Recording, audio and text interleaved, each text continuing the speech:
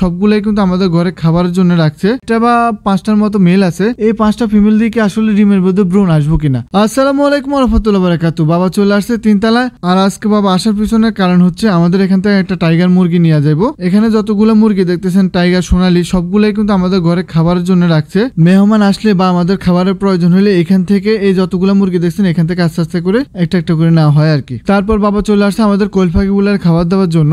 আর আস্তে আস্তে করে কোয়েল পাখিগুলার খাবার দিয়ে দিতেছে।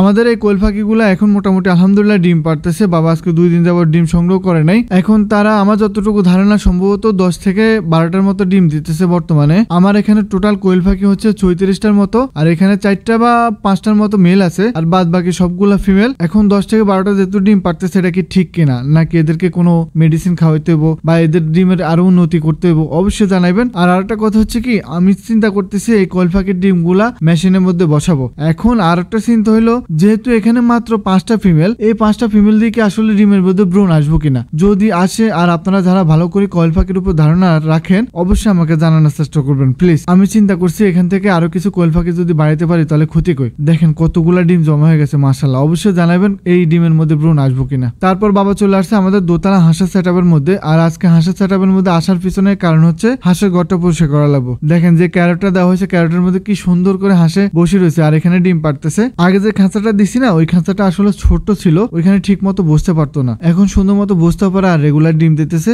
ডিম আর বাইরে পালাইতেছে না। বাবা খাঁচাটা নিয়ে অন্য রুমে রাখি দিছে। আর হাঁস সবগুলো আস্তে আস্তে করে বাইর করে দিতেছে, কারণ হাঁসগুলা রাখি তো আর পরিষ্কার করা সম্ভব না। আর মাশাআল্লাহ হাঁসগুলা বড় হওয়ার পর থেকে আমাদের এখন পর্যন্ত কোনো রোগ জীবাণু আক্রমণ করা নাই। এই কারণে বাবা চিন্তা করলো যেহেতু অনেকদিন হয়ে গেছে ঘরটা পরিষ্কার করা হয় না, যদি পরিষ্কার না করি তাহলে যে কোনো মুহূর্তে রোগে আক্রান্ত করতে পারে। এমনিতে শীতকাল চলতেছে, সামনে আসতেছে বসন্তকাল, মানে এক কথা কইতে গেলে 2-3 মাস বিপদ সংকটের উপর চলতে হইব। তাই বাবা পরিষ্কার করতে শুরু করছে। আশা করি ভিডিওটা ভালো লাগছে। যদি ভালো লাগে লাইক কমেন্ট শেয়ার করতে বলবেন না। চ্যানেলটা সাবস্ক্রাইব করবেন। ফেসবুক থেকে দেখলে অবশ্যই ফলো করবেন। আল্লাহ হাফেজ।